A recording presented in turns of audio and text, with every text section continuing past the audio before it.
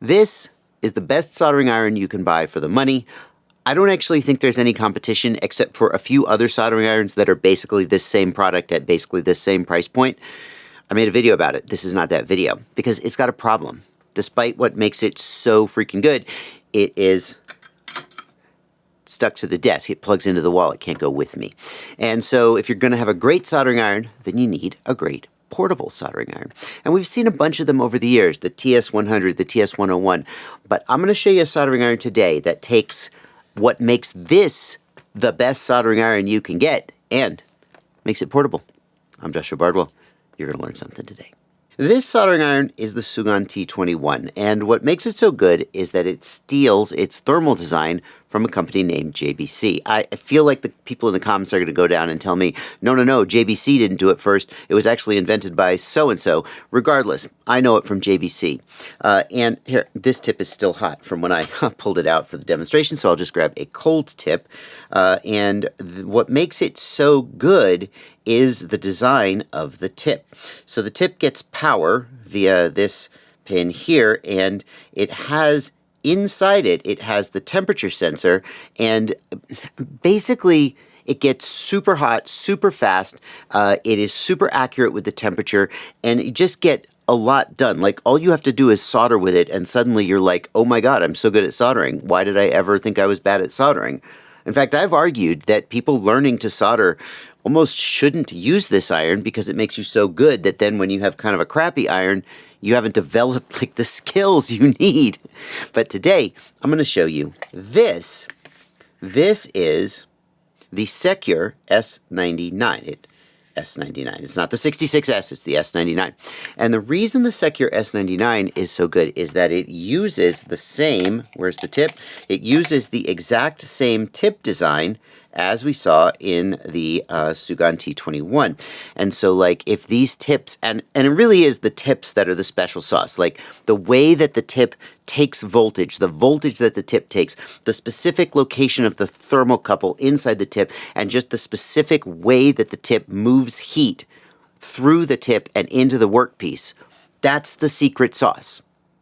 So if you're looking for soldering irons, you want to look for a soldering iron that uses JBC style tips or even authentic JBC tips. In fact, one of the things we're going to do in this video is test out the Sequre S99 with an authentic JBC tip and see if it works. But first, what we're going to do is we're just going to plug this tip into the Sequre S99 and we're going to see how it works. So this is the tip that came with the Sequre S99. It's an official Sequre tip. And I asked Sequre, hey, can I use JBC tips? And they were like, they didn't want to say yes. But I bet it's fine, because, like, surely the JBC tips are the best. So we're going to plug it in. I'm just going to, and you see it just friction fits. There's no, you know, screws or anything like that. All of them are this way. I'm going to look at how I'm going to hold it in my hand. I'm going to adjust the angle to be how I want it to be. And then we're going to power it up. We'll do some soldering. Dramatic irony occurs when the audience knows something that the characters in the play or movie do not know, and irony results. And you're about to experience that now because I'm about to tell you something wrong.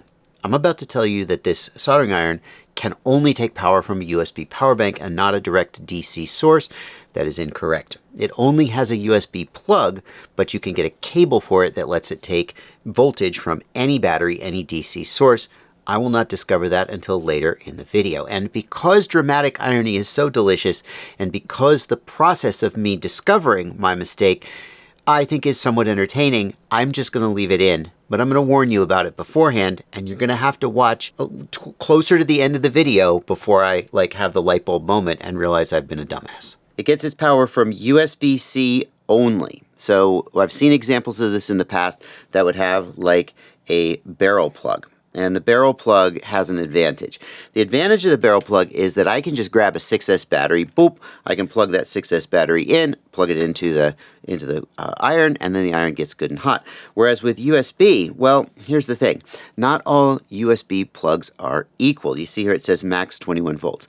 Depending on what USB power source you've got, you may have more or less wattage that it can deliver. Whereas like a 6S battery with a barrel plug it is what it is. It's whatever, 25 volts. We'll take a look at some options for that later in the video, but we're going to start with something that I know for a fact can power this. This is an Anchor power brick, and it is rated for 100 watts. Interesting. I mean, this is nominally a 150 watt iron. If this brick can only provide 100 watts, then will the iron go to full power? I don't know. The iron supports two types of tip, one that consumes 75 watts and one that consumes 150 watts. You cannot use the 150 watt tips with a USB power bank because the iron doesn't support any USB PD standard that can deliver that much power. To use the 150 watt tips, you have to power it directly off of DC, which Joshua in the past thinks can't be done. I am left-handed, so I'm probably going to hold this upside down, but let's plug her in. Yep, it's upside down, of course. And this should look pretty familiar. A lot of these soldering irons have very similar firmware on them. So we've got here the set temp, we've got the actual temp, 22 degrees Celsius, set temp, 300 degrees Celsius. The input voltage is 19.7 volts. That's what the USB port is providing. And then we have two buttons. One of these buttons will make it go. There we go. It says work, and it begins to heat up. And you see, it heats up almost instantaneously. Oh, it's gone to 350. Great. Well, that's fine. 395, 418. Where is it? What are you doing? 385. There we go. 350. Settle down there, son. Settle down there. And it settles right in just a few seconds. Why does it say 350, 300? Oh, I see. Okay, so then it's got presets here. It's going 350, 400. How high will it go? 450, 500. Holy crap.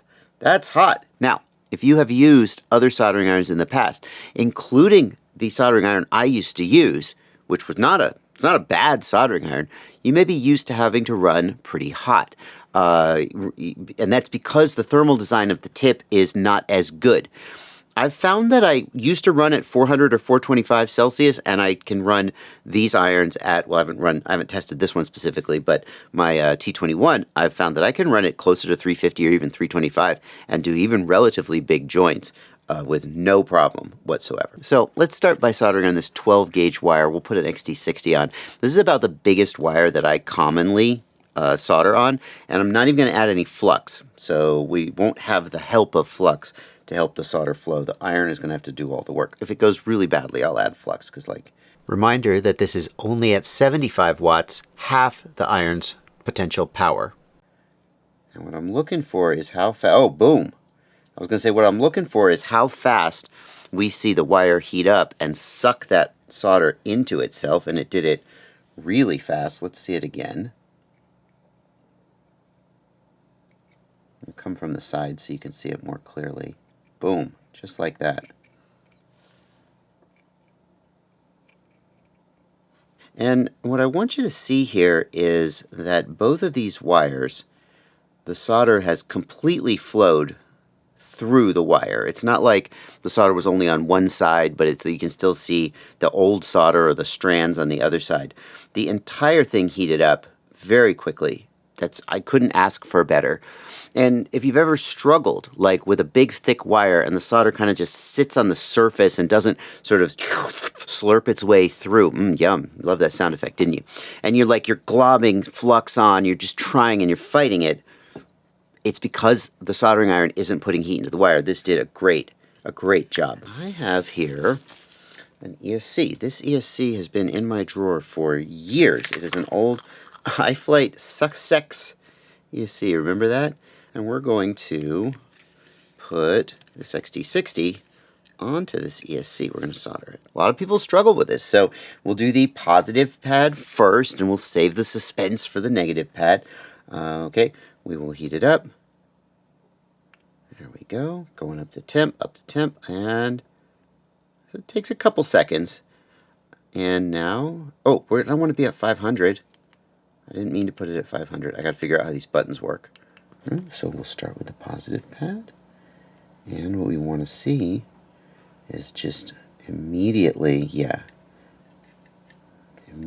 just taking that solder and melting it all over the pad. Now the negative, how fast is it going to do the negative? It's a little slower. You can see it's sticking to the iron tip. It's not sticking to the pad. And that says, there we go, though, pretty quickly. Again, no flux. If we have good heat and we're quick, And we use flux. I would just use flux in the real world. I'm just using no flux just to make it harder for myself and make the joint, you know, the soldering iron has to do a better job getting heat into the joint and helping that solder flow. And let's see. I'm going to come in from the side. I'm going to flow the wire first, and then I'm going to try to touch the pad. There we go. We can see the wire starting to flow. Touch the pad. Come on, friend. There we go. Oh, there we go. You can see that heat getting in there. And then we're going to do the negative. We'll take a closer look at this when it's done. Again, I'll flow the wire first. You just get in with the side of it. There we go. I'm trying to use the tip of it. Oh yeah, there we go. And we'll get some nice heat into the pad as well. And we'll get the other side just to be sure that everything is good and connected.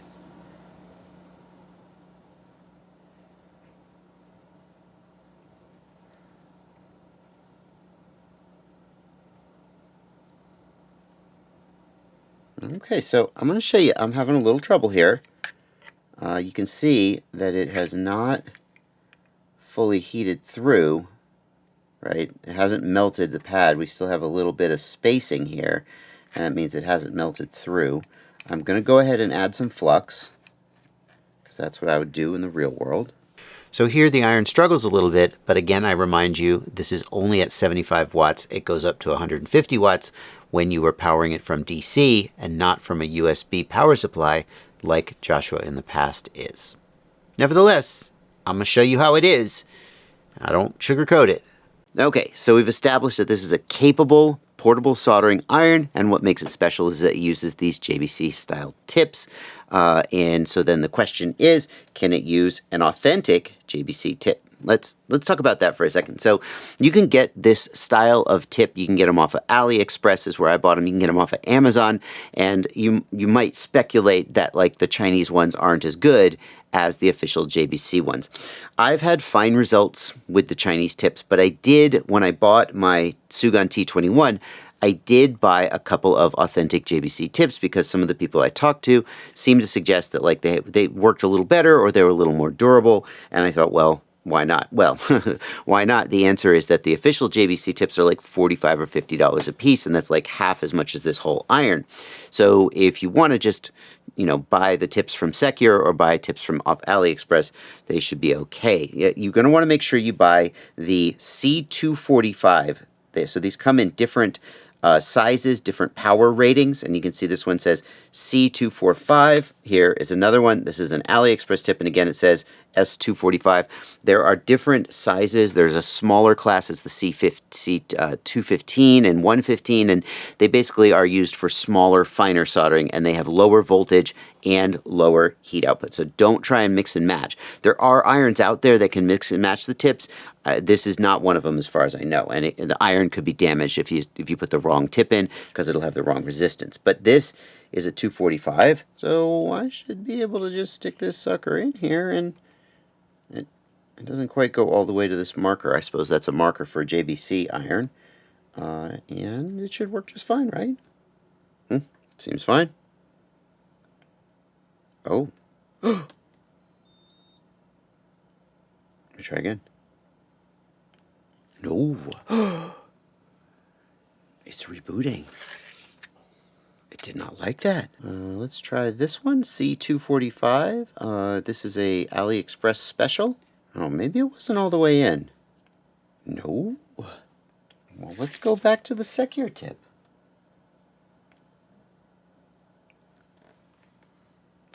Well, that sucks.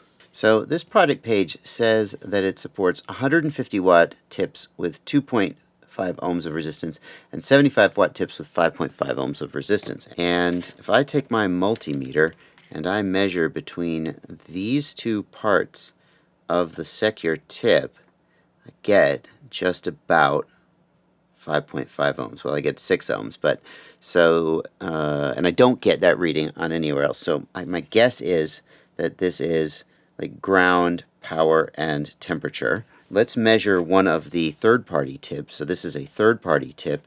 We'll do the same measurement and see what we get. Okay, so that should work. That's 150. It's the power supply. It's the power supply. It's a 100-watt power supply. This is a 150-watt tip, which we can tell from the resistance. That's why it's not working. I got it. Check out this product page on GetFPV. This is the GetFPV product page for the Sequre S99. Look carefully right here. What is that? That is an XT60 to USB-C. The power input, this thing can take direct DC input from an XT60. It just doesn't do it with a barrel plug. It does it with a USB-C plug, and you need a special cable for that I do not have. And that is required to get over 100 watts. Well, there's a 100-watt power supply. You're either going to get the 75-watt tips, which is what it comes with, or you're going to get the 150-watt tips, which requires that cable, and that means I haven't even seen this thing's true power. I have to order this plug, and then I have to come back and test it again and see if it does even better. I can't finish this video today. No. We're not going to let that stop us. I have jury-rigged a USB cable. You can't see this, it's off camera, but I got alligator clips and I cut a cable up, and basically it looks like a USB cable, but it is pure DC power. It's getting fed by my power supply. Okay, and moment of truth. Come on. Yes! We're pulling 2 amps exactly at 15.8 volts, and we are pulling 11.4 watts. 11 watts. Should be pulling 150 watts. We're only pulling 11 watts. That's weird. Why are we capped at 2 amps? Oh, we're capped at 2 amps because my power supply is set to 2 amps max. Let's turn my power supply up. Okay, we'll get there, guys. We'll get there. 3, 4, 5 amps. There we go. Oh, now we're cooking. So, that stinks. This has been a problem with these portable irons for a long time, that for whatever reason, they're not rated for 6S. Some people have plugged 6S, I can't speak for this specific one, but some people plug 6S into them and they say, oh yeah, it works for a little while, and then sometimes they fry, so I've never been comfortable doing it. The reason I'm so focused on this is that I would really like to be able to run my iron off of the standard 6S flight packs that I have with me, and it looks like there isn't an easy way to do that with this. But that's not unique to this iron, because you can either run it off a USB, in which case you need a relatively exotic power adapter to go from XT60 to 200 foot. It probably doesn't run off XT60. It probably plugs into the wall. So you would have AC. You can't run it off a battery. Or you can run it off 21 volts. I think the real question is, if I plug 6S into this, will it fry? And I feel like I owe it to you guys to answer that question. This is only a $35 iron, so I could just buy another one, I guess. Here's what we're going to do. I'm going to turn this up to 19 volts, and I'm going to plug it in. Okay. Then what I'm going to do is I'm going to turn the voltage up to 6S. We're going to go up to 25 volts and see if it fries. And before I do that, I'm going to tell you guys that if you're enjoying this content, think about joining my Patreon. Link in the video description below. It's less than the price of a pack of props. Like, you definitely spend more than this on FPV related stuff every month. It's up to you. If you want to do it, great. It means a lot. If you don't want to do it, I'll keep making videos and maybe you will someday. But if you're enjoying this, link is in the video description below. Love to have you join my Patreon. Okay, here we go. 19 volts. And you can see, look right here. You can see the voltage. So here we go. I'm going to go up to 22. High voltage. It doesn't like it. Oh, it's yelling at me. I was hoping it would fry. I didn't want it to yell at me. Can I turn off the voltage warning? Protocol. S11, S15, S20, S21, QC. That's the USB protocol. Oh, well, that'll tell us what it can do max. What's the highest one?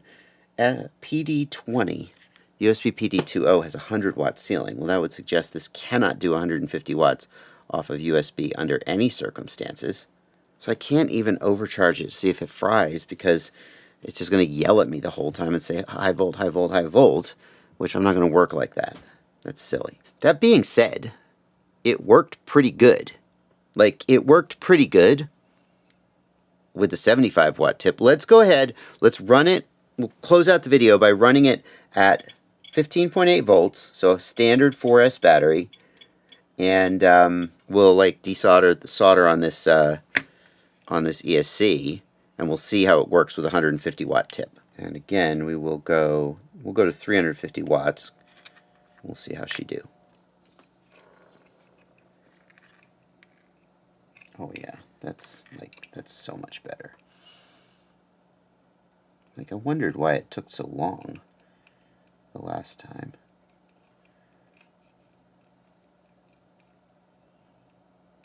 Oh yeah, boom. Boom. Ow. So I'm burning my hand, but boom. Just like that. Even on the negative. Boom. Look, see how fast that moved? See how fast that got liquid? And she's off. Oh, she's not quite off. Getting ahead of myself. So, that's a tough one. Should you buy it? Do I want this to be my main iron? Here's the thing. This is the iron that I currently use. You can't read it there. It's the Sequre Si012 Pro. And if we look at the other side, you probably can read. It says that it goes up to 6S voltage, up to 25 volts. Now, what I don't like about this that has me looking for a replacement is it uses these tips, and these are not bad. These function very well, but they're super long, and like technically you're supposed to use this screw to secure them, and so it's just a little bit more cumbersome. And then once it's in there, like you can see, it kind of is having trouble going in, and there we go. She's in, right? And then when it's in, it's got a little bit of a wiggle. You can kind of see it moving in there, right? So it's like, there's a lot I don't like about it. I mean, it's fine, but it can run off a 6S battery, and it solders. Like, I don't feel like the S99, like, it's definitely like more compact and professional. It doesn't feel like a cheap piece of plastic. It feels really sturdy and solid, but I gotta tell you, I don't feel like it like soldered that much better than this thing. It solders fine. Like, I don't even care what the specs say. I've built whole drones with this thing. It solders fine. This solders fine too. Wow. Here's what I'll say. The Sequre S99 is a hell of a bargain. You can pick it up for about $35. I've spent $60 for irons not this good. I've spent $100 for irons not this good. $35 for the Sequre S99 is a hell of a bargain. If you have a reliable source of DC power, right? Like if you knew you were going to have 4-cell batteries, handy. Or if you had a DC power supply where you could just feed it 21 volts, and you knew you could get the full 150 watts out of it. That's the thing. Will I always have a 4-cell battery somewhere? Like, probably, right? Then I would take this, because it uses these tips. These tips are objectively better, and I've just moved all my soldering over to these tips. I have a bunch of them for my desktop iron, so now I can also use those for my travel iron, and it's nice. The tips are very secure. They're very easy to change, right? It's like they don't go anywhere. I just grab it, I pull it out, and I go to another one. Whereas with all of the portable irons that came before it, the tips are kind of a pain in the ass to change. It can run off a USB, but it's not that useful if you're only going to get 75 watts out of it. But then again, I was able to solder the XT60. It was just a little slow. I wish it took 25 volts and then it would be perfect. Well, anyway, I think you have enough information to make up your mind. If you have made up your mind and you're going to purchase it, the links in the video description below, they're not just a convenience to help you find the product, but they are affiliate links. Please go click those links in every video that has them, because when you click the link and then you make a purchase, I get a little kickback from the store. It's a small amount, but it adds up because you know you do a lot of shopping. So if you're going to pick this up, go for it. On the other hand, do I even have a review of this thing? I don't even know if I reviewed it. I'll tell you what I'm going to do. I'm going to give you my soldering tutorial. You probably need to get better at soldering. If you haven't watched my soldering tutorial, I have had multiple people tell me it's the best. I'm not like bragging, but it's the best soldering tutorial they've ever seen, period. And I'm going to put the card on screen and a link in the video description below to where you can check that out. and I'll see you there.